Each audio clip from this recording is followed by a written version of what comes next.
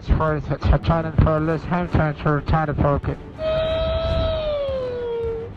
Oye, qué bueno el live action de Cars, weón. Faltos de respeto, ya. Hablemos de Fórmula 1.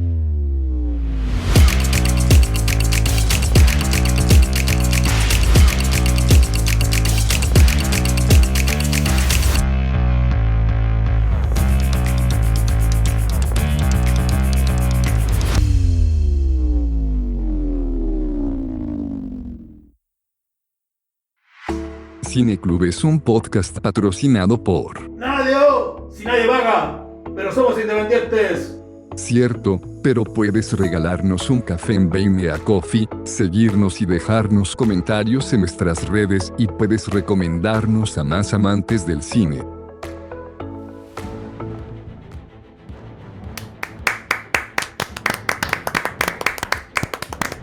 ¿Qué tal? ¿Cómo estamos? Hola, buenas noches, aquí directo desde... ¿De qué circuito? ¿De qué circuito? Sí, Dale, Pablo, muestra tu conocimiento. Me fallé al tiro, weón, por la chucha. Desde Silverstone. Bien. El principal y donde parte la película. O sea, el primer circuito que vemos en la película. Muy bien. ¿Cómo les va? Técnicamente vemos Daytona.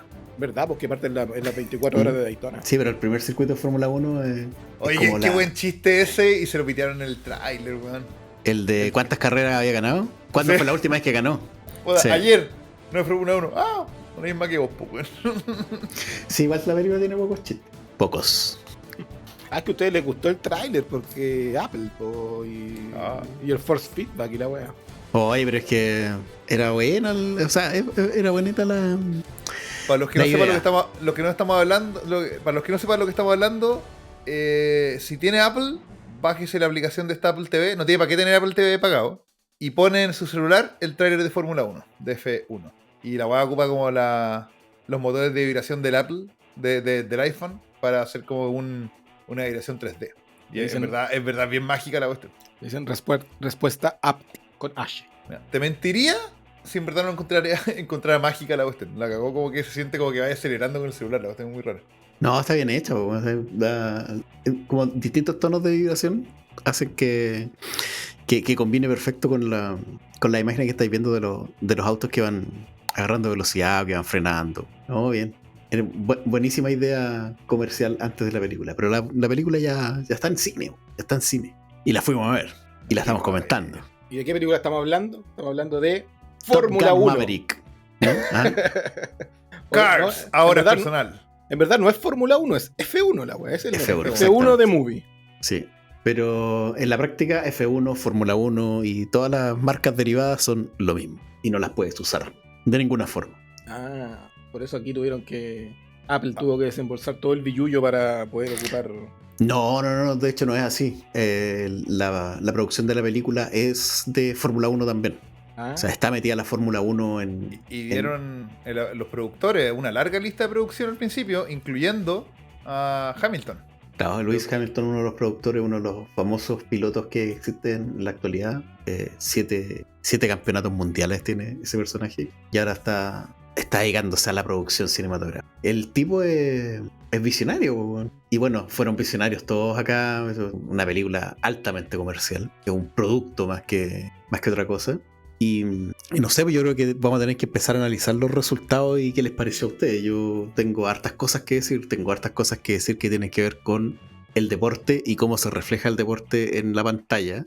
Las relaciones directas que aparecen, cosas que ve el fanático de la Fórmula 1, que estoy seguro que se le escapa a muchas personas.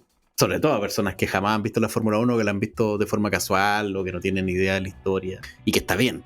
Pero me da la idea que no le afecta al visionado, pero ahí eso es algo que quiero descubrir con ustedes. ¿Sabéis qué, Juanca? Estoy muy de acuerdo contigo. ¿Sabéis de qué me acordé? Me acuerdo cuando uno ve una película buena, cuando uno dice que, como adulto que vio una buena película de monito, es cuando la película funciona perfecto para niños y tiene unas tallitas que pasan cola para los niños y son muy buenas para los papás que van con los niños. Siento que acá la película estaba hecha más para el público general. Yo creo que esta película está hecha para pasarlo bien sin tener idea de la Fórmula 1. Las cosas críticas te las explican bien, ¿cachai? El DRS, todas las técnicas como que van a tener mucho protagonismo en la película, pero las que no te explican nada. Y sí están en la película para el que la sabe ver, que seguro tuviste más, pero como que son papitas que hay, ¡ay, qué buena esta cuestión! Pero no la explican, está bien hecha, está bien puesta, está bien utilizada. Pero claro, son como guiños que funcionan muy bien para que sabe el deporte motor. Claro, que igual es una misión difícil, que le guste el público general, que no tiene idea de Fórmula 1 y convencer al fanático duro de este deporte, que igual es una disciplina bien compleja de seguir, porque no es solamente seguir un deporte, no es como seguir el fútbol donde tú te centras en qué sé yo, en el aspecto del juego, en los jugadores, en las transferencias, en la liga, y que son bien sencillos esos conceptos. Acá no, acá todo concepto de ingeniería, de política, de estrategia. Hay leyes dentro de la misma, lo que es la regulación del deporte motor. Es bien compleja. Y acá no le sacan, no le hacen el quite a ninguna de esas cosas dentro de la película, cosas que yo estaba tratando de pronosticar en un monólogo que hice cuando vi el tráiler, y hice una especie de reacción de ese tráiler, que lo grabé y lo dejé póstumo. Y dije, voy a ver qué pasa con esto, y lo escuché, y hay varias cositas que no estaban nada alejado de lo que entregó la película. Oiga, don Pablo, usted que es el capo en los datillos, yo creo que tiene que informarnos sobre el director, don Joseph Kosinski, para que empecemos a avanzar en materia sobre la producción de esta película. Parece perfecto. F1 2025, dirigida por don Joseph Kosinski, que es el mismo director, como cualquier cinéfilo que haya estado conectado a la red en esta última semana sabrá, el mismo director de Top Gun Maverick, pero también para atrás tiene a Tron Legacy, tiene Oblivion del 2013 con Tom Cruise, Spiderhead con Thor, con Miles Teller. Tiene poquitas películas, tiene como 7 películas, 2 en producción. Es relativamente nuevo en la industria, pero ya se nota que tiene una buena mano para el blockbuster. Y además de eso, esta película está protagonizada por 2 viejos sabrosos, Brad Pitt y Javier Bardem, que hacen un bromance ahí, un bromance cuarentón destellante, acompañados por Joshua Pierce, que está está interpretado por Don Damson Idris, a quien yo no conocía, y en el papel de la ingeniera es Kerry Condon, haciendo de Kate McKenna. Kerry Condon, la chica que aparece en Banshees of Inisherin. La mismísima, que se saca un buen papel en Banshees of Papelazo. Sí, que de hecho siento que es como un retroceso actoral esta película para ella. Sí, me refiero en sus habilidades de actuación. Creo que esta película, las actuaciones, y a lo mejor lo voy a pensar decir más adelante, lo voy a decir ahora, igual las actuaciones son súper básicas, la película no requiere mucho más que eso. Yo también lo voy a mencionar más adelante, pero yo creo que ella lo intenta harto, pero el material con el que tiene que trabajar. Sí, pues sí, no, básicamente. Pero mira, dejémoslo para después. Pero uno podría decir, no, pero es que actúa la raja porque se nota como si estuviera genuinamente enamorada, pero es de Brad Pitt, o sea. Mira, hasta nosotros que estábamos viéndolo en el cine. Mira, yo estoy felizmente casado en mi relación hetero, pero no sé si es muy difícil. Pero Brad Pitt es Brad Pitt. Claro, es muy difícil ese rango. Sí. Oye, yo quería retomar a este caballero, don Joseph Kosinski. Siento que este hombre se está forjando una reputación particular dentro del cine de acción contemporáneo. ¿Cómo decirlo? Como una especie de director del método. No sé, una cosa. A ver, permítanme acuñar el término ahora mismo. ¿A qué voy? Del método todo lo que funcione. Claro, pero no es por eso, porque mira, este director no solo retrata una disciplina, como lo hizo en Top Gun Maverick, que tenía que ver con todo lo que era la aviación y volar aviones de guerra, aviones complejos y de alta velocidad, y lo ves que lo encarna como en la disciplina dentro de la película, lo incorpora súper bien, dándole como un aspecto físico, muy, muy físico. Las películas de este director son muy físicas. En Top Gun Maverick aprovecha además muy bien al protagonista, a este hombre que le gusta la acción, le gusta protagonizar la acción y ser el hombre que toma todos los riesgos, que es Tom Cruise. Pero acá hace exactamente lo mismo y te invita como espectador a sumergirte en este espectáculo. Y no es todo digital, ¿cachai? O sea, se nota que hay una buena combinación de lo que es digital con práctico, pero esta como cercanía sensorial te da esta experiencia que es súper real. Y por eso digo yo que es del método, porque se mete en la disciplina. Este tipo debe saber todo de aviones, cómo funcionan los cazas para poder hacer una película como Top Gun Maverick. Y acá tuvo que hacerse de todo el material disponible, de cómo funciona no solamente los vehículos, los autos de Fórmula 1, sino cómo funciona la Fórmula 1 completa. ¿Cachai? Por eso decía que la Fórmula 1 tiene muchos elementos, como la política, que es la reglamentación, cómo se manejan los equipos, y que ya además también tiene la técnica, la ingeniería que va inmersa en los autos. ¿Cachai? Y ahora yo siento que con Fórmula 1 redobló la apuesta que puso en Top Gun Maverick. Y le está quedando increíble, y yo creo que va a seguir. Sobre todo puede seguir con esta misma línea. O sea, además de redoblar la apuesta, se metió la pata de los caballos, porque cuánta gente sabe de casas, ¿cachai? De casas del avión de Maverick. Es menos. O sea, menos, ¿cachai? Particularmente hoy que la Fórmula 1 siempre ha sido un deporte popular, pero hoy en día, de la mano de la serie de Netflix, ha tomado una palestra que yo no le conocía desde que estaba en primero medio, ¿cachai? Como que tuvo un resurgimiento súper fuerte. No resurgimiento, perdón. Un surgimiento como a nivel popular. Entonces, hoy en día, más que nada, hay como esto, ¿cómo se llaman? Como la gente que está más groupie de la Fórmula 1. Está lleno. Sí, también tengo hartos amigos que han descubierto el amor por la Fórmula 1 hace pocos años.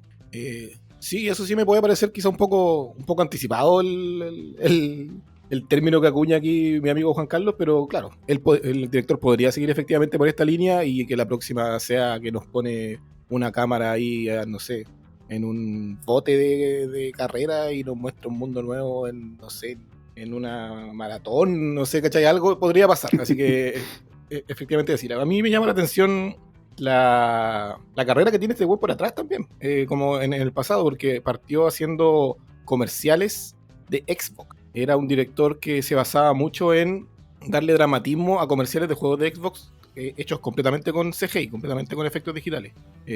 Trabajó en un comercial famoso de Halo 3, Starry Night, y en uno aún más famoso, archifamoso, que se llamaba Mad World de Gears of War, el juego, que yo recuerdo ese comercial más que el juego mismo. Era de verdad una gran calidad, y ahora, como preparándome un poco para el capítulo, me di cuenta que es la misma persona.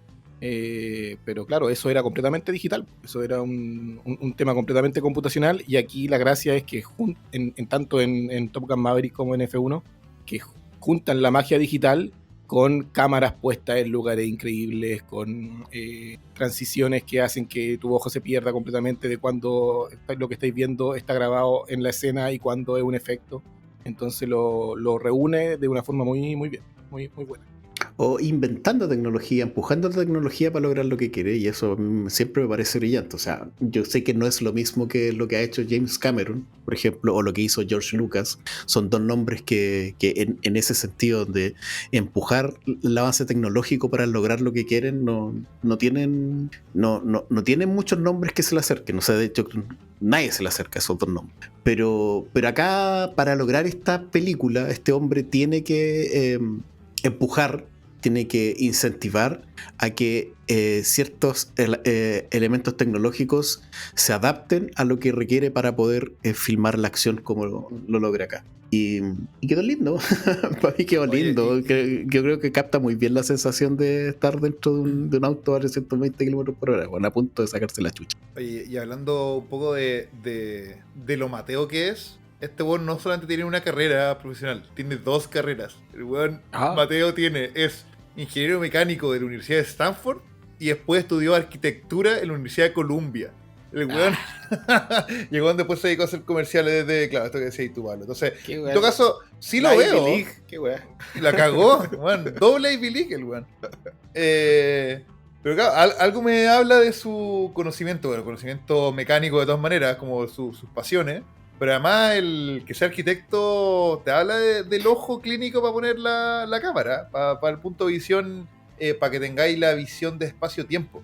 Oye, mira, para invitar a la gente que vea la película, seguramente hay gente que puede llegar a esta parte de esta conversación sabiendo que no vamos a entrar en detalles de la trama y la historia. Para mí es una película que da lo mismo, lo de spoiler. Es una película con una historia tan clásica que no hay nada que arruinar. Pero quería comentar que yo le voy a tirar la mayor cantidad de flores ahora en la primera parte y los detallitos que tiene la película. No es una película perfecta para nada. Lo voy a dejar más para el final. Pero una de las cosas que a mí uno de los aspectos que más me intrigó de la película y que no sabía cómo lo iban a tratar, era lo que tenía que ver con lo que hemos conversado en otras ocasiones, que tiene que ver con la suspensión de la credibilidad. Como espectadores generalmente estamos acostumbrados a este cierto pacto, a este pacto no escrito, de que aceptamos cosas en el cine que son imposibles o que tú decís, nah, ¿cómo va a pasar esto? La suspensión de la incredulidad. Eso, exacto, perdón. Le erré. Y acá en esta película los accidentes espectaculares que vienen con un grado... Bueno, en las películas en general los accidentes vienen con un grado de exageración, con explosiones, etcétera. Las personas, los protagonistas sobreviven a impactos que son imposibles. Anda a ver ese porrazo que se manda Batman en la última de Batman del 2022, que Claro. es una cuestión que claramente no la va a aguantar nadie, pero tú decís, bueno, es Batman. John Wick pues, saltando del tercer claro, piso. ese tipo de cuestión. Entonces, tenemos estas cuestiones que en la narrativa dicen, bueno, ya, voy a hacer este pacto, lo voy a aceptar. Pero lo que pasa en esta película, esos accidentes, esas explosiones, son reales. O sea, de hecho, ahí tú no tienes que tener suspensión de la credibilidad. Así pasaron. ¿Cachai? Son combinaciones de cosas muy reales. Puedes buscar los videos en YouTube y ver accidentes, tal como pasaron ahí, con explosiones, con pilotos saliendo de las llamas, ¿cachai? Y sobreviviendo con una fractura muy, muy simple, porque la seguridad actual de la Fórmula 1, como ha ido creciendo, es increíble.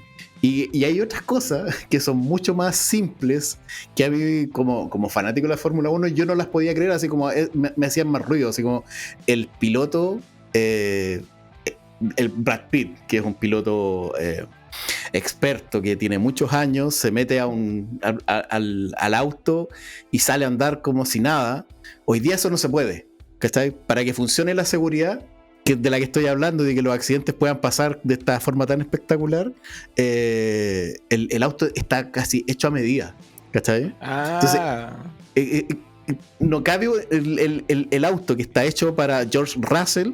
No podéis meter a Kimi Antonelli, que es su compañero de equipo, al mismo auto. ¿Por qué? Porque tenéis que hacerle el asiento de nuevo, tenéis que ajustarlo todo para él. No tenéis la palanquita bajo el asiento para regularla. No, entonces, claro, pero eso es para uno que es fanático de la Fórmula 1. Entonces, al final, lo verdaderamente difícil de creer, encuentro yo, más allá de la magnitud de los accidentes, por ejemplo, es subirse tan sencillamente al monoplaza y correr, ¿cachai? Pero son detalles.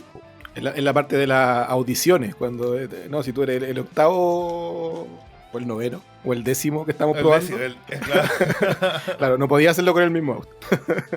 Ahí hubo otro chiste que estuvo bueno. De hecho, ahí me acordé de lo que tú dijiste, Juan, que claro, me pasó algo muy similar. Claro, el punto de falsedad, no sé, podía... claro, esta parte no vamos a entrar en detalle, pero en el fondo al principio de las primeras carreras de Brad Pitt, el weón es un weón que gana, o sea, no gana, pero que las posiciones que gana las gana por maña, ¿cachai? Por cizaña, porque el weón llega con los neumáticos calientes porque una vuelta más, porque parte tarde. Sí, mañoso. El weón rompe el alerón así para sacar safety car. Hoy, esa cuestión en la segunda carrera te empieza a penalizar, pues bueno. No, es que te penalizan al tiro, porque mira, hay una cosa que la película usa muy bien como estrategia o como recurso narrativo, que es el diálogo que tiene piloto, ingeniero y todo el equipo que está en el muro, En el muro se llama esta pared donde se sientan los ingenieros y ven las pantallitas, todo lo que está pasando en el auto. Y aprovechan esas conversaciones como para ir contándote la historia. Pero esas conversaciones, todos esos diálogos que tienen los pilotos con el muro real, en el fondo te acusan lo que estáis haciendo y la entidad que regula el deporte va y te dice, oye, esto no lo podías hacer, te estáis saliendo de la normativa, castigado, ¿cachai? Multa, no podés correr, etcétera. Y eso está normado. Y esa comunicación de los pilotos con la gente del muro, que yo pensaba que era el programa que salió de Morandé con compañía, pero ahora veo que es otra cosa también. Obviamente que está pinchado, obviamente que la FIA escucha lo que hablan los pilotos con sus ingenieros y pero no si pueden, eso hasta aparece, obvio, pues si eso hasta aparece en las transmisiones reales al aire. Po. Así que sí, puede ser una cosa que. Pero da lo mismo, o sea, ahí es donde tenéis que aplicar esa suspensión. Claro, no de hecho, claro, lo que decíamos con Juan, que es un piropo que, claro, la parte física, tu ojo no rechaza nada. No tenéis que decir, oye, ese accidente es imposible que ese compadre sobreviva. Porque esos accidentes que aparecieron en la película son todos como sucede. Y de hecho, una de las cuestiones que a mí me sorprendió demasiado. La tensión que logra la película, yo que he visto un montón de carreras de Fórmula 1, sobre todo con la dinámica con la que se transmite ahora en televisión, a ti te da todo el rato ese miedo, esto va a chocar porque viejos pasan a 5 centímetros cuando se están adelantando. A 350 kilómetros por hora, eso, weón, es una locura. Y acá te logra transmitir esa sensación de que cuando van a chocar, weón, va a quedar la cagada, y cuando queda la cagada, a mí me afligió. ¿Cachai? Como espectador de una película donde yo sabía que ahí estaba pasando mucho menos que lo que realmente pasa en una carrera de verdad. Oye, pero los quiero detener un segundo. Guárdate esa idea, Cristóbal. Pon un pin ahí y mantén en tu cabeza. Porque ya estamos haciendo esto que hacemos de repente, que nos largamos a hablar. Y claro, voy a contar un poquito de qué se trata la película para que sepan de qué estamos hablando. Brad Pitt es un conductor exiliado, un conductor pasado de la Fórmula 1 que ha dedicado su vida a pilotear distintos vehículos después de que salió de la Fórmula 1. De hecho, lo pillamos al principio de la película corriendo la sección de noche de las 24 horas de Daytona, que me imagino que debe ser de las más exigentes de Daytona, y como él es un piloto experimentado que estuvo en la Fórmula 1, es quien lo eligen para eso. Pero llega su amigo Javier Bardem a buscarlo porque ellos fueron compañeros, fueron dupla, fueron compañeros contrincantes, por decirlo así, en un mismo equipo de Fórmula 1 en su pasado, y lo va a buscar porque solo en él confía para que salve el equipo que tiene él ahora en la Fórmula 1, que es el APX. Ese es el nombre de la escudería. Apex Racing, la escudería ficticia que crearon para esto. Entonces, lo que seguimos es el camino de redención, por decirlo así, de reencuentro de Brad Pitt con el mundo más alto del automovilismo. Y básicamente eso es, en verdad, no tiene mucho más hueso que eso de la película en cuanto a argumentos. Eso es lo que vamos a seguir. Oye, eso como primera cosa. Y como segunda cosa, yo creo que esto que estamos hablando del verosímil, de lo que puedes creer o no creer de una película. Claro, hemos hablado en capítulos anteriores que cada película construye su verosímil. Entonces no es un tema de realidad, no es un tema de que se acerque efectivamente a que el accidente fue así o no fue así en la vida real, que eso podéis saberlo tú, Juanca, porque claro, has visto muchos accidentes y te trae memorias, pero para la mayoría de la gente, o para la gente que no sigue la Fórmula 1, no va a tener esos antecedentes como para contextualizar. Pero en este caso la película construye su verosímil, yo creo que por la identidad visual y sonora que tiene. Y yo creo que la identidad sonora vamos a entrar más adelante porque es un aspecto importante de la película, pero es la identidad visual, que hablamos previamente un poco de lo que hacía Kaczynski con los efectos y con cómo se ve la película. Hay otro actor muy importante que participa aquí y que no lo mencionamos, y que si no lo menciono ahora se me va a olvidar, que es el chileno Claudio Miranda. Chileno falso, pero el chileno finalmente. Claudio Miranda, que es el director de fotografía de la película. Que yo creo que la pega de ese weón es increíble, porque efectivamente la película tiene una identidad visual desde... no sé, desde la sala donde se juntan a hacer las reuniones, desde la oficina, desde cómo se ve cada auto y cómo logra que los monoplazas se diferencien los unos de los otros. Él también tiene mucho que ver en qué lugar se pone la cámara, cómo enfoca tal, cómo encuadra tal. Todo esto es trabajo de Claudio Miranda, y claro, este weón es un genio porque ha trabajado en grandes películas, pero por ejemplo es un ganador del Oscar de cinematografía en Life of Pi. Entonces su mano se nota, yo la sentí patentemente durante la película. O sea, yo creo que uno de los aspectos que, si no lo iguala, lo mejora. O sea, yo creo que están por ahí, no retrocede, que es lo que quería decir, de Top Gun Maverick. Claudio Miranda, yo creo que se lo usa un poquito más acá, porque lo requiere más. ¿Cachai? Lo que está filmando lo requiere un poquito más. O sea, hay un montón de... A ver, el vuelo de un caza, ¿cachai? Tiene al caza como protagonista y un cielo, ¿cachai? O un cordón montañoso. En cambio, acá tenía un montón de lo que uno podría considerar ruido dentro de la imagen, de la toma. Y no, pues tiene que aprovechar todos esos elementos para poder contar ese segundo, esos milisegundos, esas centésimas, ¿cachai? De lo que está pasando en que sucede un accidente. O que sucede un sobrepaso, ¿cachai? Una llegada a meta, etc. Las carreras tienen un relato y la cámara donde va depende de ese relato. O sea, parten Sí. en las cámaras periféricas, después parten por las cámaras que estas que están a la altura de las ruedas, que son una cámara real que se usa en las transmisiones, que en el fondo estas que van como enterradas en la pista, como que la rueda pasa por encima, y luego a poquito vais pasando a las aéreas encima de los autos y después termináis, claro, dentro del cockpit. Y ese relato está muy bien contado. Sí, pues, es una forma de contarte una historia a través de la acción, no a través de la exposición, a través del movimiento de los vehículos, de las relaciones, sin palabras muchas veces entre los conductores y su equipo, que no es nada fácil de hacer, y aquí le apuntan medio a medio. Yo creo que ese, para mí por lo menos, es el principal valor de... Claro, en el fondo lo que tú estás contando, Pablo, es como el gran mérito en cómo se cuenta la acción. Porque si nos vamos a otro lado, en que la acción está relatada como se relatan las carreras durante una transmisión de televisión, creo que uno podría decir que es un elemento que un poco fácil, así como bien facilón, colocar un relator que te va diciendo qué es lo que está pasando. Pero no basta con eso, porque Days of Thunder, que es una película del año 1990, donde las carreras también son relatadas de esa misma forma, no logran sacarte esa adrenalina porque la acción de forma visual, como se está contando, no es la misma. Y ahí está el mérito de lo que estáis conversando tú, y que pongámosle el mérito al director y a Claudio Miranda, porque realmente se lo merece. Bueno, no tenía idea de lo de Claudio Miranda y te salió bonito eso, Pablo. Es que Sale reel de esa frase. Es que el Bien. compatriota, hay que tirarle follower al compatriota, aunque nunca haya vivido en Chile, no importa. Oye, y hablando de, bueno, partiendo porque tú ya contaste más o menos de qué se trata y el personaje principal, que es Sonny Hayes, yo cuando hice este análisis del trailer, lancé una teoría en algún momento y la hice como medio jugando, especulando, que el personaje de Brad Pitt, este veterano Sonny Hayes, podría haber corrido en una época dorada de la Fórmula 1, tiempos de Ayrton Senna, y no me equivoqué.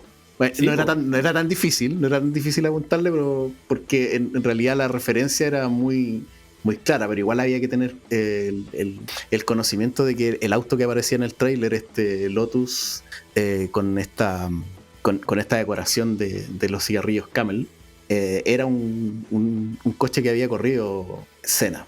Entonces yo dije, bueno, este compadre corrió en la época de Senna, y efectivamente, porque en el guión aparece que se confirma que Hayes compartió pista con Ayrton Senna, con Nigel Mansell, y además mencionan a un joven Michael Schumacher. Y con un acento que, mira, no voy a destrozar la etnia según diciendo dónde era, porque no tengo idea de dónde es el actor, pero claro, es bonita esa parte, y prometo que lo digo por algo que voy a comentar más adelante, que cuando el piloto más novato, el segundo asiento, ¿cómo se llama el compadre, el actor? Damson Idris, se está riendo un poco, oye, que en este vejete que viene no sé qué, y llega el asistente y le dice, bueno, este weón corrió con Senna, corrió con Schumacher. Sí, bueno, es como cuando a veces en su momento la selección chilena llamaban a delanteros que juegan la tercera división de Europa, y era como, bueno, juega con defensas de verdad, o sea, no nos miren menos, ¿cachai? Es como lo mismo. Y no lo dicen como solo del aire, porque le dice, cuidado que este corrió con Rubén, el personaje de Javier Bardem, y que haya corrido con Rubén significa que, claro, que corrió con Schumacher, que corrió con Senna, porque estos dos tipos que se echan la película al hombro no son dos gatitos de chalet, ¿cachai? Claro. No son dos perros chicos, no, son lugares que tienen historia en la Fórmula 1. Oye, y mi vaticinio, que a mí me alegró que haberle apuntado a esta cuestión, me di cuenta al ver la película que este personaje, el de Sonny Hayes, en el fondo, y junto con el personaje de Bardem, venían como a reemplazar a esa generación, a la generación de Senna y Mansell, y que después viene Schumacher, ¿cachai? Y hay un detalle súper lindo en la película, yo lo encontré lindo en realidad, a lo mejor es una tontera, que es como una especie de joya escondida para los que nos gusta la Fórmula 1. Vemos a Fernando Alonso, un piloto español, saludando al personaje de Brad Pitt. Brad Pitt está dando una entrevista y se llega Fernando Alonso, como que lo interrumpe, se da la mano y se va. Y al pensarlo, Fernando Alonso tiene 2 títulos mundiales con Renault, 2005 y 2006. Y fue justamente el piloto que sucedió a esa generación, pues fue el piloto que vino después de Michael Schumacher en su gloria. ¿Cachai? Entonces, en el fondo es como ese paralelo. No fue Sonny Hayes, fue Fernando Alonso, y lo encontré la raja, así un detallito, porque no con otros pilotos interactuó de esa forma, así como que se conocían, ¿cachai? Aparte que es buena la saludada, porque como que lo felicita como por la cachaña que metió en la carrera. Así como que... Sí, pues están en las mismas. Pues. Es un guiño generacional, te diría yo, y lo encontré súper bueno. Probablemente una tontera, pero no puedo dejar de mencionar que me gustó. Y vuelvo a destacar ese Lotus amarillo con el Liberty Camel que encontré la raja. Y Brad Pitt con una chasca ahí en las fotos con el Lotus amarillo, con una chasca que a mí me recordó al personaje de Thor en la otra película de carreras que hablamos. Tenía un aire ahí a James Hunt. James Hunt. ¿Quién corría en esa época en el Lotus amarillo, perdón, Juanca? Senna corrió en ese Lotus. Senna era... ¿cuál? Sí, pues. Y por eso me llamó la atención, pues. Por eso dije, hoy capaz que sean como de la misma, o van a meter a Senna de alguna forma solamente mencionándolo, y lo hicieron.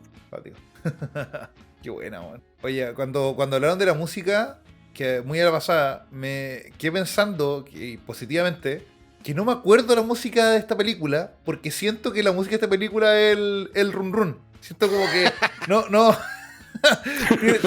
tiene tanta predominancia que pienso, sí, me acuerdo que hay como estos sonidos ambientales, como de tensión, obviamente, como estas campanitas, como música de ambiental increchendo, sí, eso sí está. Es que eso tiene mucho eso de Hans Zimmer, de esta música incidental creciendo, que en este caso es como bien electrónica, y es como bien machacante, como estas escenas de películas de Nolan, que necesitan una cuestión que te vaya poniendo nervioso, ¿cachai? Y la usan harto. Pero básicamente, como decís tú, se funde demasiado con el ruido de los motores. Sí, pero parte con un temón de Zeppelin. Ah, sí, bueno, sí. Pues eso ya le tiramos flor a este compadre que sale el Blockbuster y ya le cacharon la música entre 70 y 90 es la que pega en el crédito inicial. Ya sé, sí, esa foto ya se sacó. Ahora, la selección de canciones igual tiene caleta de grandes estrellas. Está Ed Sheeran, Rosé, Doja Cat, Tate McBride, DJ Tiesto. Hay hartos personajes famositos de la música que aparecen. Y claro, ninguno como que saca tanto la cabeza. Mira, yo de verdad la música es algo en lo que me fijo mucho y te juro que no me acuerdo. No, de verdad, para mí la predominancia del motor está por sobre eso y es un piropo grande el que le estoy tirando. Sí, de verdad, claro. Esto que tú estás tirando, Pablo, ahora, yo creo que viene de la mano de estos DJ, porque muchas veces cuando muestran el principio de la carrera, muestran como el DJ animando al público o el podio, ¿cachai? Muestran como al DJ por sobre la mesa, la tornamesa. O fiestas, hay fiestas también. O fiestas, por sí. Ahí vienen estos nombres, porque de verdad no me acuerdo, salvo el principio, bueno, y un par entre medio, muy, muy de manera acotada, no me acuerdo que haya música famosa. Es composición de Hans Zimmer la mayoría. Y un gran trabajo que hace. Y aunque la composición hubieran sido puros brum brum, puta que lo hizo bien, porque vaya que suenan esos brum brum. Dios mío, weón.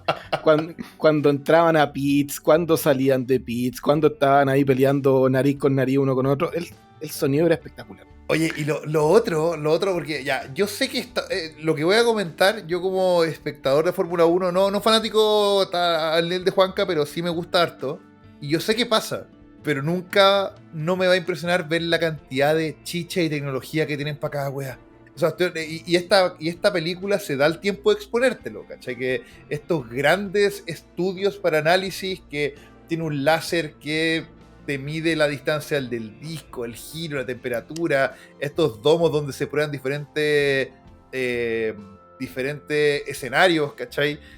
Te muestran la cantidad de juguetes que tienen para cada cosa, porque... Ya. Pero Es dame que un dos segundo, Juanca. cosas. Espera, Sí, dame un segundo. Y quiero nombrar, hay un youtuber que a mí me gusta mucho, que es bueno, muy famoso, que es MKBHD, que muy bueno. hace unos meses habló de la Fórmula 1, no de la película, habló de la Fórmula 1, y decía, bueno, es la feria de ciencia más grande del mundo. Igual la cagó que me encantó esa frase. itinerante más encima. ¿Y qué? Itinerante. Itinerante. Weón, Voy a es ver que- semana por medio. Es que, a ver, si la Fórmula 1, la Fórmula 1 en ese sentido es el top de lo que tiene que ver con desarrollo tecnológico automotriz. ¿Cachai?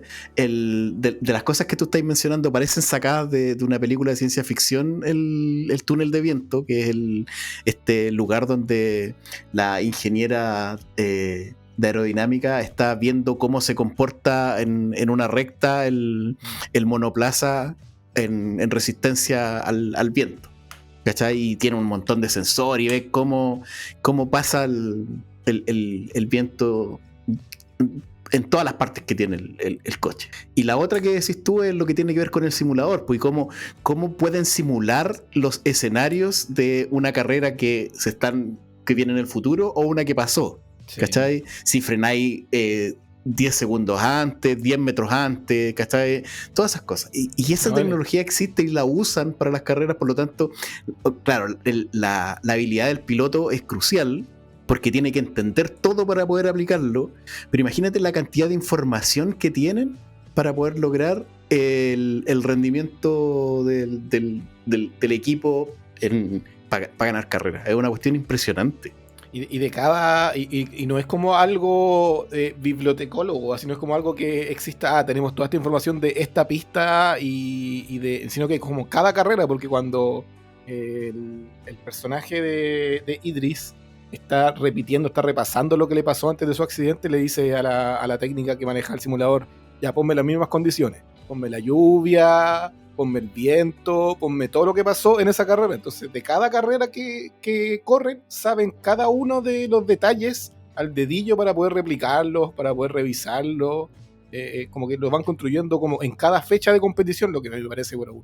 Ya, es que este deporte es de tanta precisión que es importante la temperatura del neumático, pero no la temperatura del neumático en general, sino que la temperatura del neumático como en detalle. ¿Sí? Entre 90 y 98 grados es la ventana de comportamiento de mejor rendimiento del neumático. Entonces, en esa ventana tiene que estar. ¿Y cuánto tiempo dura esa ventana? ¿Cachai? Porque tampoco es una cuestión eterna de toda la carrera. O sea, voy a mantener durante toda la carrera la temperatura del neumático en este rango. No, sino que en cierto momento se sale. ¿Y cuánto se sale si es menor o mayor?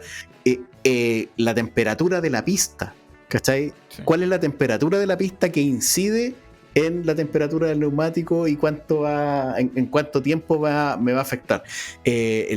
La abrasividad, cuánto me desgasta la pista, y así, un montón de parámetros, un montón de variables que las tienen que manejar todas para determinar si son capaces de aumentar 1 o 2 décimas en una vuelta. ¿Cachai? Son cuestiones realmente son. No, claro, cuando acá son descabelladas. un segundo más, puta, vale, ¿cuántos millones de dólares poder mejorar un segundo? Bueno, y la película te lo expone todo. Por ejemplo, yo pensé en un inicio que iba a haber alguna clase de arco con esta mecánica, la mecánica, no estoy hablando de la mecánica como la ciencia, sino que Sí. la mujer mecánica. Uh-huh. Y su arco es plenamente audiovisual, ¿cachai? Su arco es a través se redime a través del trabajo y la Sí. validación, ¿cachai? Pero te lo muestran, ¿cachai? Te lo muestran. No hay, puta, no me acuerdo si tiene ni nombre la persona, ¿cachai? Y no te la involucran fuertemente, una persona que está ahí, y como ella hay como 2 personajes más, ¿cachai? Está el manager, está la mamá. Hay un montón de personajes así que te muestran los diferentes puntos que toca este deporte, que en el fondo, claro, es una fiesta anual, ¿cachai? Entonces tiene un montón de puntos que tocar. Tiene el arco de los sponsors del Idris, Damson Idris. ¿Cachai? Todo este arco de hoy tenéis pega, tenéis que aparecer mañana, oye, pero tengo prensa, es importante la prensa, sonríe, tenéis que ir a este discoteca porque los sponsors van a estar. Todo eso, insisto, no tiene gran relevancia en el arco principal, pero está ahí y te lo muestra y te lo recuerda que esta cuestión es una fiesta, es un show. Oye, yo estaba acompañado a mi señora en la sala, y en la primera aparición que tiene esta niña, la mecánico, que está en una parada de bits, está con el taladro, no con el taladro, con el... Ya, se me olvidó el nombre, la pistola que sirve para sacar la tuerca de la rueda, en el fondo, porque sirve para sacar la rueda. Y justo ella se equivoca, en esa escena. Y la Karen, así como... Mi esposa se acerca al oído y me dice, claro, pues justo la mujer se tiene que equivocar. Así como, y yo me cagué la risa, me dice, puta, no puedo evitar reírme, lo siento. Pero claro, como que estamos condicionados a notar ese tipo de cuestiones. Y yo le respondí, mira, y por suerte tuve la razón al final. Mira, la película lo confirmó. Va a aprender, va a crecer y la mina va a ser crucial en algún momento en algo en la película. Sí. Y efectivamente pasa, pues, ¿cachai? Está encantado. Y creo que están súper bien esas cuestiones. A mí me gustan. Creo que uno de los aciertos son aciertos chiquititos, son aciertos importantes de personajes que son súper unidimensionales. Sí. El otro, que es clave, la jefa técnica de este equipo ficticio, que termina no siendo un rol decorativo, como por ejemplo en Top Gun Maverick, que el interés amoroso era un personaje totalmente prescindible de la historia, ¿cachai? No, acá... en Top Gun Maverick el interés amoroso era Val Kilmer, para que estamos como... Bueno, sí, verdad, te lo concedo. No, ¿cachai? Acá la mina es experta aerodinamicista. Es de la NASA. Claro, y toma decisiones estratégicas, entiende los autos como entes vivos, ¿cachai? No cede. Es de los personajes que no cede gratis, le pone meta, ¿cachai? Le pone... ¿Quieres que te haga caso? Demuéstralo. Claro. Termina una carrera antes que te escuche. Claro, desde el primer minuto se planta con autoridad la película, ¿cachai? Y más encima que es un deporte como históricamente dominado por hombres, y eso no se puede negar, tanto como dentro y fuera de la pista. O sea, no solamente que la mayoría de los pilotos son hombres, o siempre han sido hombres, ha habido solo una mujer que ha participado y sacado puntaje acá. La dueña de Williams no cuenta, ¿verdad? Pero ahora recién están llegando mujeres en el área de la ingeniería, ¿cachai? En el área de ingeniería, que es donde yo creo que está funcionando mejor el desembarco femenino en la Fórmula 1. Y está perfecto.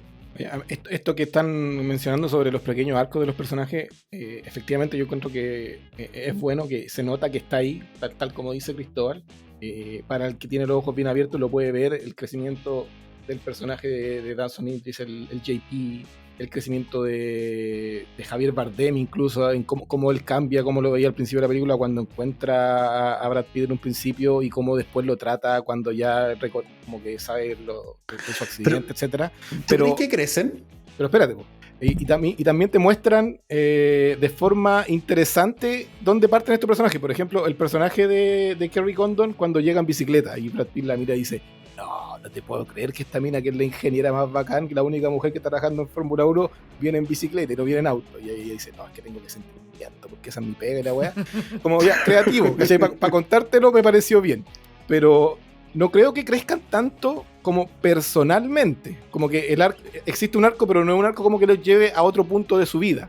Pero lo que sí siento que cambia mucho es que a través de el crecimiento de cada uno de esos personajes te arma el cambio en el equipo completo, ¿cachai? En APX completo. Porque al principio los buenos de los pits trabajaban como la wea, se demoraban 10 segundos en cambiarte la rueda, ¿cachai? No se ponían de acuerdo con la estrategia, las reuniones eran puras peleas, y a través de estos pequeños cambios que van haciendo como personaje a personaje, el equipo termina trabajando y te lo van demostrando en que salen a correr juntos, ¿cachai? Claro, los recursos son súper simplones. Sí, mira, espérate. Claro, no vaya a salir mejor persona esta película, pero la va a pasar la raja. Sí, pero eso a mí me parece que es narrativamente lo más interesante de la película, ¿cachai? Mira, ahí, descubrir cómo funciona cómo trabaja un equipo de Fórmula 1, cuánta gente implica para atrás, cómo se organizan, quién decide qué, y cómo eso te lo muestran y te lo hacen avanzar y te hacen resolver sus problemas durante la película. Creo que narrativamente es lo que más me llamó a mí de lo que vi. Oye, Juanca, con esto que dice Pablo, yo no sé si tú vas a estar de acuerdo conmigo. Yo creo que la decisión de contar un equipo que está al final de la tabla fue buena para que eso no sea tan fantasioso. ¿A qué me refiero con esto? Si hubiera sido una película completamente ficticia con los personajes, o sea, no hay escudería de verdad, ¿cachai? No está metido nada, entonces podéis contar una historia sobre el número uno o el segundo equipo que está peleando por ganar, podría contar una historia así. Ya, en el fondo, esta historia no lo contaba al principio, pero se trata de un equipo que va último. Y Javier Bardem, que es el dueño, para no perderla ante el directorio, la propiedad de su equipo, tiene que ganar al menos un punto antes que termine el año. Y que lleva como 2 años siendo el último. Claro, si al tercer año sin ganar puntos, el directorio te puede sacar. Te puede sacar la federación, te puede obligar a vender. Entonces, el hecho que hayan elegido eso para contarlo, también es la raja porque efectivamente en la cola hay más competencia real que en la punta durante toda la carrera. Como que siento que es más tangible que pueda haber esta cantidad de pasadas una y otra, que pase entre el 1, el 2 y el 3. Yo encuentro que le da un nivel como de urgencia, de desespero que se hacía latente en la película, como que Claro. de verdad estaba tenían que cumplirlo sí o sí, más allá no era como simplemente por la gloria, era como un tema de supervivencia. Claro, pero además sí, no sé, tú como seguidor de la Fórmula 1, hay carreras en que pasa lo que voy a contar ahora, ya, pero de manera consistente en todas las carreras, el 1, el 2 y el 3 no están pasando todo el rato, ¿cachai? A menos que sea por pits, ¿cachai? No están peleando todo, y DRS, y el tercero pasa al primero, y después el primero pasa al segundo. Como que no es tan habitual esa weá, ¿cachai? Pero en la cola sí, po. En la del 20 al 12 o al 11 se pasan todo el rato, po. Lo que se llama el pelotón, lo que se llama el mejor del resto. Claro. El mejor del resto es cuando, no sé, pues existe un equipo que es el más bacán y todos los otros son el resto. Eso no pasa nunca, excepto un par de años atrás que fue Red Bull y el resto era todos. El mejor del resto puede ser el tercer equipo, el cuarto equipo. Por ejemplo, este año tendríamos 4 equipos. Tendríamos a McLaren, Red Bull, Ferrari y Mercedes, y el resto de los equipos es el pelotón. Entonces, efectivamente es una buena estrategia buscar ahí dónde está el underdog, porque siempre es bueno contar la historia del underdog, ¿cachai? Del que está abajo, del que tiene que surgir, del que no pesca a nadie, o el que está sumido en la miseria. Y siempre son buenas esas historias. Lo que no es bueno en esas historias es que el underdog llegue a ganar de la nada, ¿cachai? Acá en la Fórmula 1 es imprescindible entender que no suceden cambios mágicos de un día para otro. O sea, un auto que está en el final de la clasificación no va a aparecer al día siguiente como 2 o 3. ¿Cachai? Es un camino largo. Y por eso igual es interesante, entretenido como te presentan que unas modificaciones son las que hacen que crezcan. Pero no es que crezcan tampoco a la siguiente carrera y la siguiente carrera ganen. ¿Cachai? Igual es un crecimiento que tiene que ser un poco más natural. Aunque sí está exagerado. Así que yo concuerdo que es una buena selección esto de elegir un equipo que esté de la cola y sobre todo de la parte de atrás de la clasificación, porque es una buena historia de contar. Y retomando una cosa que estaban diciendo que tiene que ver, que tú la mencionaste, Cristóbal, que tiene que ver con el arco de esta niña, ¿cachai? De la niña que es mecánico y que yo digo que se equivoca. Mi señora me destacó esto de que era justo la mujer la que se equivocaba. Tengo que destacar que la Fórmula 1 tiene mucho glamour, tiene harto de reflectores, fiesta, pero termina siendo un deporte, que deporte es la palabra que más le cuesta entender a la gente acá, porque es deporte para el piloto nomás.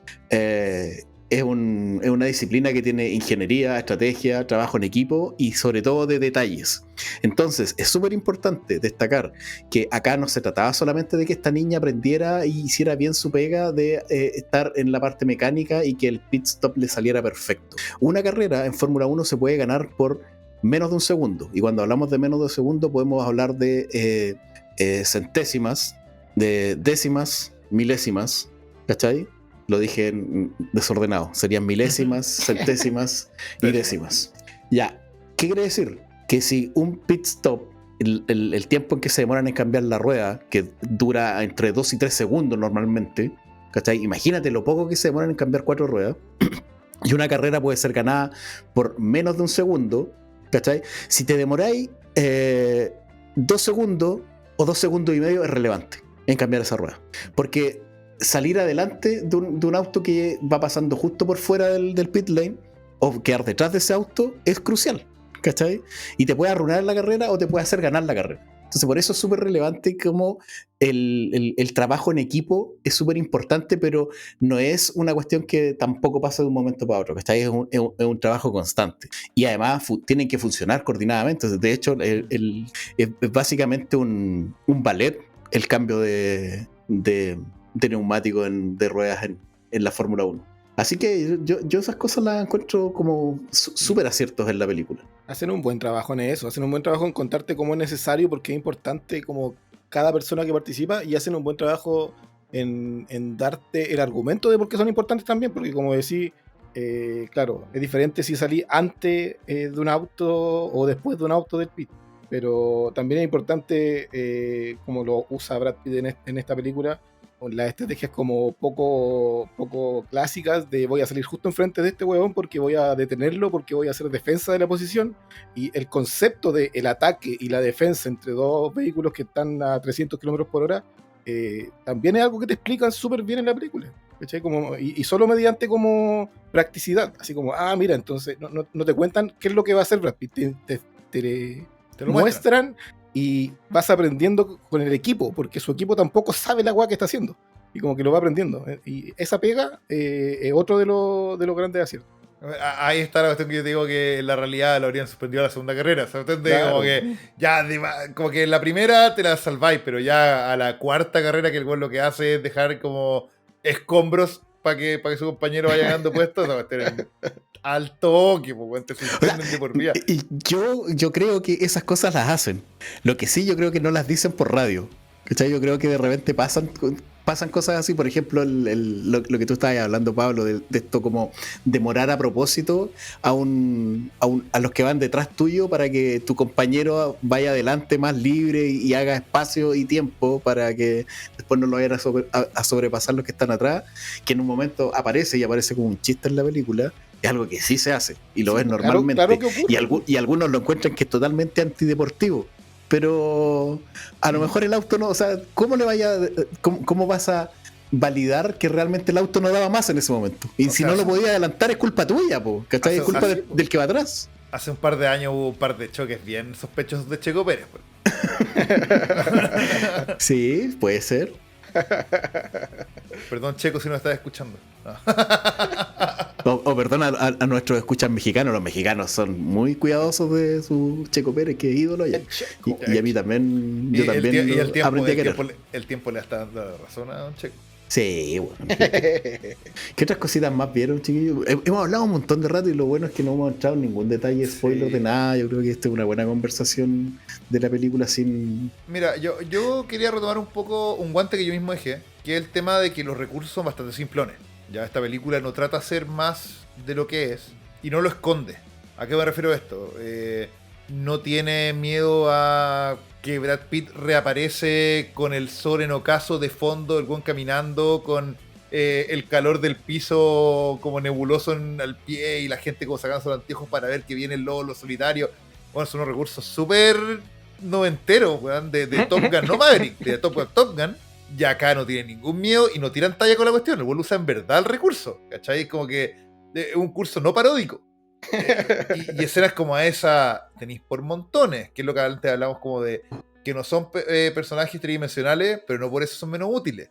Y es porque la película entera está en ese tono. Yo creo que si la película en su totalidad tratara de ser más de lo que es, esas cuestiones sí te saltarían a la vista como la cuestión ordinaria, así como la cuestión recurso chulo que ocupa hasta acá.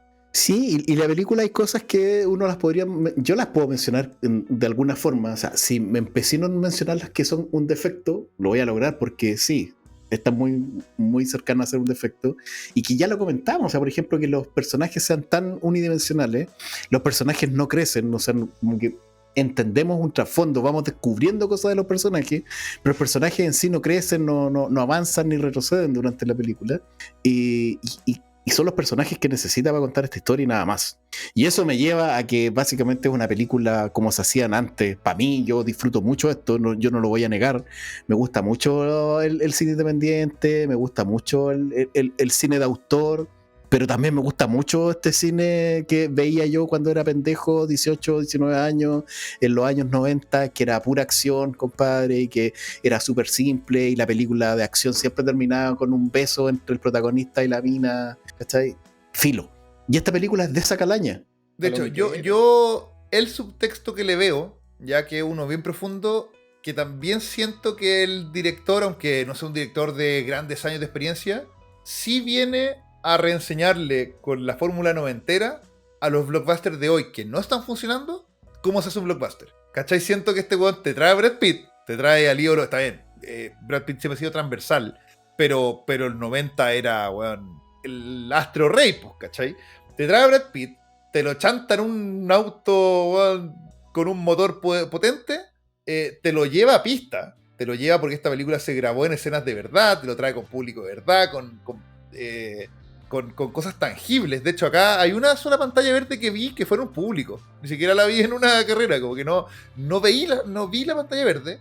Te lo contrapone a todos los últimos blockbusters del último tiempo, a todas las Marvel, a todas las cuestiones que los buenos no salen de un domo, y dice, mira, bueno, te voy a traer una estrella noventera, te lo voy a poner arriba de un auto y te voy a mostrar cómo se hace un blockbuster.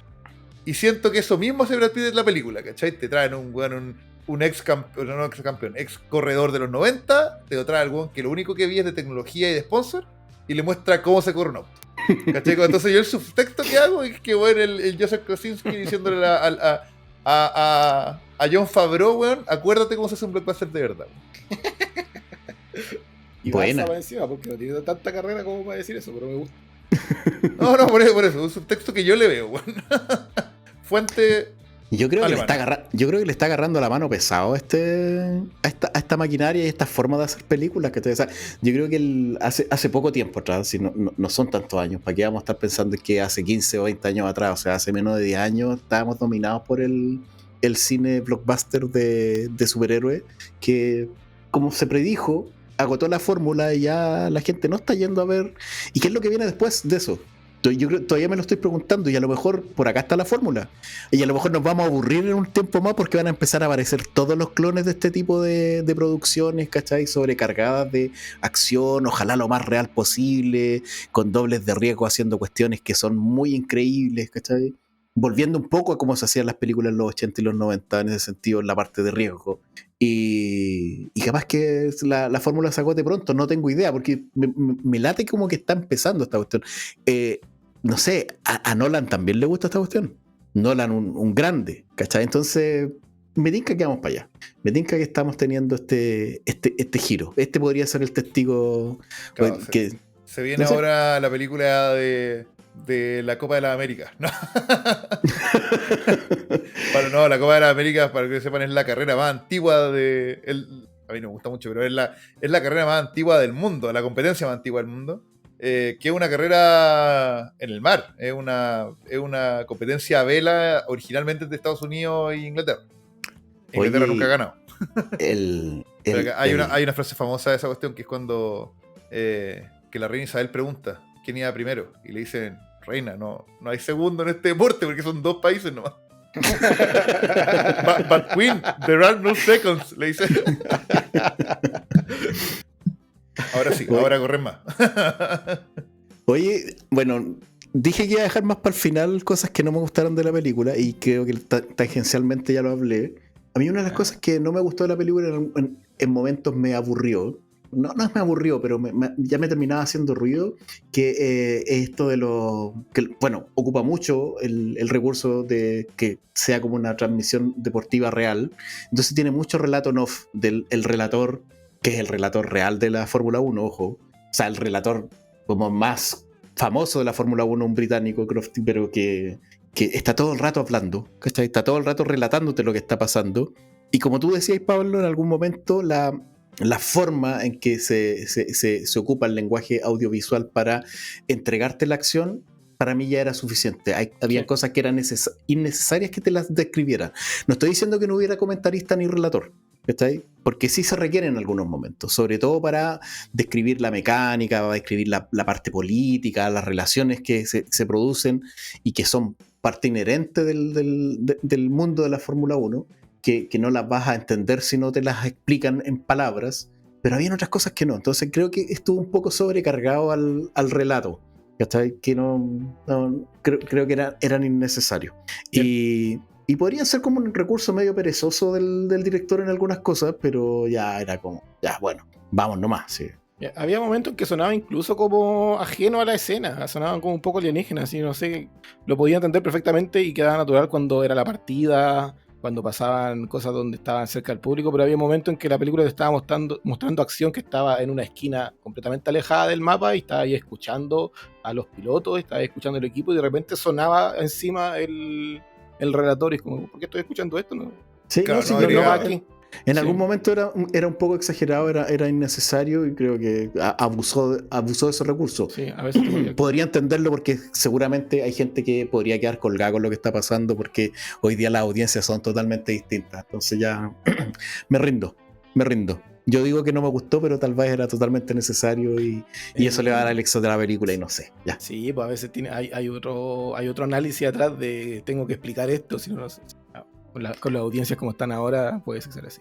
Otra cosa que yo sí encuentro claro que como defectos de la película, todo lo que hemos hablado está súper bien, pero yo encuentro que la película flaquea en las relaciones humanas entre los personajes claramente, que me parece que todos los personajes, como dijeron, son unidimensionales y están pobremente escritos. Y hay cosas que yo no sé si habrá sido para buscar un público más amplio, para tratar de apelar a más gente dentro del público, que agregaron a la película, pero por ejemplo el romance entre Brad Pitt y Kerry Condon a mí me hubiera funcionado perfectamente igual o incluso mejor si hubiera sido solo platónico. No necesitaba que terminaran, ¿cachai?, en la cama y que los pillara como el jefe mientras estaban en una noche loca. Todo eso no era necesario, la película funcionaba perfectamente igual y no me lo creí en general. O por ejemplo la ida y venida entre la relación de Brad Pitt y Javier Bardem, tampoco me las compraba, así como ¿por qué se enojaría tanto? Pero después lo perdonaría al Sí, tiro, lo como que pasa es que tú no sabes que en F1 parte 2, porque F1 2 no son F1, ella quedó embarazada. Entonces Ah. es el hijo el que va a correr Va a Claro, correr un cochecito de en carreras. karting, en karting. en karting. Como que todo eso sobraba y funcionaba perfectamente la película sin eso. Entonces no. Sí, Eso no, no mira, me gusta. acá es una de las cosas que yo encuentro que es deficiente y que ojalá aprendiéramos de la simpleza, y creo que lo hemos conversado un montón de veces y no lo vamos a volver a una discusión nuevamente. La simpleza, por ejemplo, para escribir de James Cameron, sus películas de acción. Sus guiones de acción son súper básicos, las historias son súper simples, pero son Se van a súper enojar de nuevo, se van a enojar de nuevo contigo, Juan. son redonditas, ¿cachai? Son redonditas. ¿Cómo Y acá, le dice claro, básico a James Cameron? Claro, ¿cómo le digo básico? No me refiero a básico en el mal sentido. Y acá no, pues efectivamente son torpezas, ¿cachai? O sea, la simpleza es torpeza. En James Cameron la simpleza es una virtud. Y esa diferencia es abismal. Sí, es verdad. Yo uno de los puntos fuertes de esta película. Sí, es que yo creo que se agotaron los recursos más que nada, más allá de la escritura del guión y de la historia, los recursos los apuntaron a que todo esto se juntara en cómo contar una historia audiovisualmente espectacular y que fuera súper física.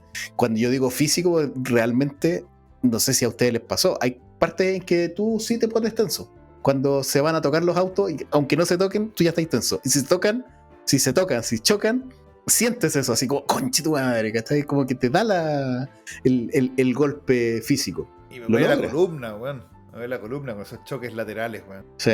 Oye, yo quería hacerles una observación. No, una observación. A mí hay algo que me llamó la atención. Harto. Los fanáticos, los que somos fanáticos de la Fórmula 1, no nos vamos a olvidar nunca yo creo que si no es el mejor campeonato, es de los mejores campeonatos de la historia de la Fórmula 1, que fue el 2021. Una final así, pero de infarto, en Abu Dhabi, que precisamente es la final que aparece en la carrera, en la película, la última carrera, donde Max Verstappen le arrebata así el octavo título a Lewis Hamilton en la última vuelta, así sacado de película, pero en la vida real, ¿cachai? Y es justo después de una bandera roja. y se reinicia la carrera, queda solo una vuelta, Max Verstappen está detrás de Lewis Hamilton y termina ganando Max Verstappen el título. Y en la película aparece esta, como que empieza esta secuencia final donde Lewis Hamilton va adelante, ¿cachai? Hay una bandera roja y justo queda uno de los pilotos de este team detrás, listo para ganarle a Lewis Hamilton en las últimas vueltas. Y dije, oye, pero Lewis Hamilton, que es el productor de esta película, va a aceptar perder otra vez en el cine, ¿cachai? En su propia película. Así como que te distraes un poco, te ponía a pensar cuando estáis viendo la película, habiendo vivido esa cuestión, y lo viví emocional. Yo lo viví así con mucha emoción ese año. Y sí, no puede estar haciendo esto, ¿cachai? Como que a uno le hace, no sé si le hace ruido, llama mucho la atención. Y finalmente, claro, no pasa así, pero estoy seguro que es a propósito, que no es casual. De todas maneras, weón. Oye, ahí, aprovechando ahora este Hamilton, ¿no les pasó que hay como una escena eliminada porque hay como una rivalidad que no está en cámara entre JD y Hamilton? Como que hay una rivalidad no declarada, como hay una parte que se manda un furiosa y dice como... Hay como una remember me, y como, ¿por qué se acordó el tipo, weón, si está en la cola de la tabla, weón? Como, es raro la cuestión, como que yo creo que hay como unas miradas entre los dos, como que tratan de construirlo en algún momento. Sí, pero yo creo que se cortó algo, weón. Vamos a tener que esperar al corte de Kosinski, weón. Sí. Al Kosinski Scott.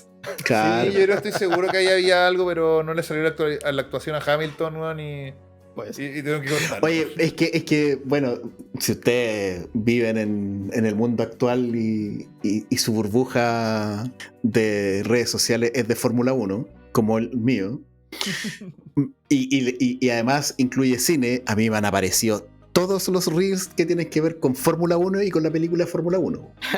Entonces me aparecen entrevistas del director y todo. Y una de las cosas que dice el director en una entrevista es así como, sí, los actores buena onda, súper bien, pero bueno, no hablan, no pueden actuar. Los pilotos.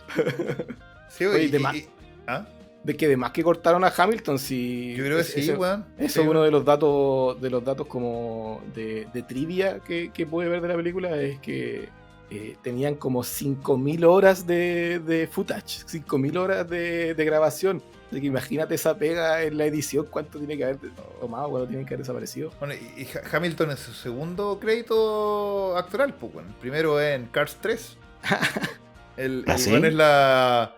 Es bueno ese dato trivia, pues, bueno. La inteligencia artificial el Siri de los autos más sí, top. Razón, ahora me acuerdo. Son 3, bueno. Se me olvidó cuál es el tercero, pero en español es Alonso. En español de España es Alonso. Hamilton en toda la versión en inglés. Dice, hey, Hamilton here. Así como es él. Y el alemán no sé quién es, weón. No es Verstappen. Voy a buscarlo, weón. Claro, son tres corredores que están en Cars 3, weón. Como la IA de los autos, weón. En esta escena donde Hamilton finalmente se deja vencer de nuevo, como decís. Cumplen con una de las cosas que construyeron o prometieron antes en la película, más bonita, que una de lo que más me gustó de la película a mí, que es esta escena en que Brad Pitt vuela sobre la pista, porque se demoraron mucho en explicar completamente como las motivaciones del personaje de Brad Pitt, las motivaciones de Sony, como que no queda claro que él esconde las consecuencias de su accidente, no queda claro al tiro que las esconde, sino que vais descubriéndolo después, y que al final la película te arma... Es verdad. Al final la película te arma a entender que, claro, este weón como que vivió algo en un momento en su vida, justo antes del accidente, y está persiguiéndolo, esta sensación de estar en la zona, de estar volando, y que la película efectivamente te prometió todo eso durante la construcción dramática del personaje, y te lo entrega al final de la película en una escena que... con esa cosa sí que me voy a acordar. Con esa si tengo que pensar en una escena, ahí es donde nos sacaron. Y fíjate que es notable porque ahí es donde nos sacaron a los relatores, nos sacaron al comentarista, nos sacaron todo el ruido de fondo. Y de hecho, casi no sé, o sea, el ruido de motores, así como que está a kilómetros, ¿cachai? Y quedó preciosa esa. Oye, esa frase es de Lewis Hamilton. O sea, es parte de la asesoría de Lewis Hamilton a Kosinski de cuál es la motivación que lleva a un piloto a correr y correr en Fórmula 1. Bueno, en realidad en cualquier categoría. Y me acordaste de algo, yo encuentro que es algo que quería comentar mucho antes, cuando estábamos hablando de la parte más técnica, porque la Fórmula 1 tiene, la película Fórmula 1, que ya conversamos que tiene esta como relación directa con Top Gun Maverick, pero Top Gun es de aviones. Y esta otra es de autos que hacen efectivamente todo lo contrario, ¿cachai? Los autos están pegados, o sea, la tecnología, toda la aerodinámica está hecha para pegarse al piso. En cambio, la aerodinámica de los aviones es para despegar de él, ¿cachai?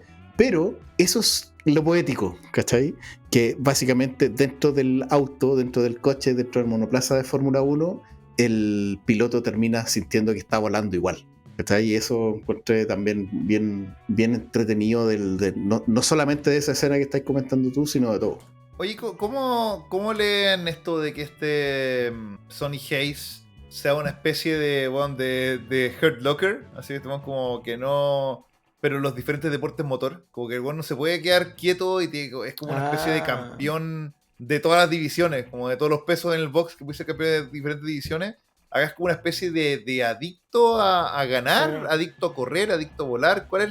¿Cómo le interpretan a este compadre que tiene que ir como lobo solitario, pero de ¿cómo se llama? No de división en división, como de categoría en categoría. O sea, yo lo interpreto justamente como su motivación, pues, como el itch, el picazón que tiene, ¿cachai? Como que está buscando esa sensación y no necesariamente esa sensación va a venir solo en la Fórmula 1, pues, ¿sí? Es su amor por conducir, sí. Como que lo anda persiguiendo en distintos autos, distintas máquinas. Sí, yo creo que tiene mucho que ver con eso, la competición, que ya pasa a ser parte de un contrato, que pasa a ser parte de un trabajo, tiene otros ruidos dentro de tu vida, ¿cachai? Que no es lo que busca él. En el fondo lo que él quiere es la libertad de correr, ¿cachai? Y la libertad de correr la puede lograr con esta dinámica que tiene en su vida y él lo explica y que tiene mucha relación con lograr ese momento que no lo ha podido lograr desde que era pendejo, ¿está? Desde sus primeros inicios cuando él corría por correr, ¿está? Y lamentablemente según la historia de vida que se presenta en la película, él no pudo seguir en la categoría y probablemente si hubiera seguido en la categoría se hubiese convertido en un trabajador de las carreras, ¿cachai? Y no era eso, es un alma libre. De hecho, acá está Brutus de Roma, es el pseudo antagonista de esta película. Bueno, no puedo creer que no hayan hecho esa referencia, bueno. El inglés, bueno. Tobias el príncipe Philip. El príncipe Philip, cacha. Esa no la entendió tampoco Pablo. Lo siento. Partista de Roma a Max Pablo. Y The Crown. Y The Crown también. No, The Crown sí lo recuerdo. Claro, ese personaje ahí es justamente porque él no puede entender eso. No voy a decir su probable carrera, va a dejar de hacerme bullying. Sí, él es un comerciante. En los negocios no se puede confiar en nadie. Claro, él le va a los negocios, ¿no? Oye, esa parte en todo caso, Juanca. No, bueno, ya mucho spoiler, pero ¿por qué le convenía ese final? O sea, no hablemos de eso. No hablemos de eso, porque esa parte es un defecto, otro defecto más de la película. Ya. Porque yo como probable colega de ese weón, tenía puta, más caro lo puedo vender, pues weón, mejor. Sí, es que no es, yo creo que no quisieron reflejar eso. O sea, lo que quisieron reflejar un poquito es que en la Fórmula 1 igual hay harto de política sucia, ¿cachai? Que no solamente tiene que ver con la parte comercial, sino que tiene que ver con la parte competitiva, ¿cachai? Y cuáles son las motivaciones que hay detrás pueden ser de distinta índole. Entonces como que trataron de reflejar eso un poquito y yo creo que fue muy torpe. Bueno, de nuevo, lo que comentaba antes, lo de los recursos simplones. Pero algo simplón para algo que supuestamente un gran antagonista, entre comillas, no, ahí se te cae. Claro, por eso te digo, o sea, la simpleza de un guión del otro caballero... de James Cameron es habilidad y esta simpleza para mí son torpezas. Sí, ¿de qué te da? Oye, ya pues nos vamos, pescamos el auto y nos vamos a 300 kilómetros por hora a descansar. ¿Les parece? Muy bien. Muy bien. Muy buena la conversación, me gusta. Sí, buena película para vacaciones de invierno, para toda la familia. Le metas hasta freno de mano para la cena, para película Perucci. espectáculo. Para la cena de Criterio Perucci, es lo ¿Verdad? suficiente. Bueno, no, o sea, pero es tan superficial con tanto freno humano que es para toda la familia. Sí, y no es película para el celular, cabrón. O sea, no esperen que salga en streaming ni nada. De hecho, me gustaría que fuera como un fenómeno bien Top Gun Maverick, que esté mucho tiempo en sala para que aprovechen de ir a verla al cine, porque es una película que se experimenta. O sea, tiene mucho de que la pantalla te transmite cosas, emociones muy físicas. Así que aprovechen de ir a verla al cine. Aprovechen de ir a verla al cine, porque los 300 kilómetros por hora a lo que van esos vehículos, a lo que van esos monoplazas, se sienten. Sí. Sí. Y a la pantalla más grande que pueda. El Eso, sonido mejor que pueda. también, es verdad. Ya, oye, les agradezco una nueva reunión de Cineclub Deportivo. Oye, uno de los primeros, yo creo que la primera grabación que tuvimos en el Club Deportivo fue cuando hablamos de Rush. Rush. Sí, Rush. Rush, Y ahí tú tienes una frase que la tiraron en la película, weón. Que es el único deporte del mundo que el weón que sale primero puede ser que es el mejor del mundo Sí. sin lugar a dudas. y es verdad. Sigue siendo verdad y no va a pasar lo contrario nunca. Oye, yo me voy. Oye, Buenas Buenas noches. tardes, en la- días. Buenas noches. ¿Qué vas a hablar? Que en la Fórmula 1 hay como razones para decir que son el número 1. En el mundo del podcast no. Así que podemos irnos diciendo que somos el podcast número 1. Chao. ¿Qué va? Adiós. Adiós.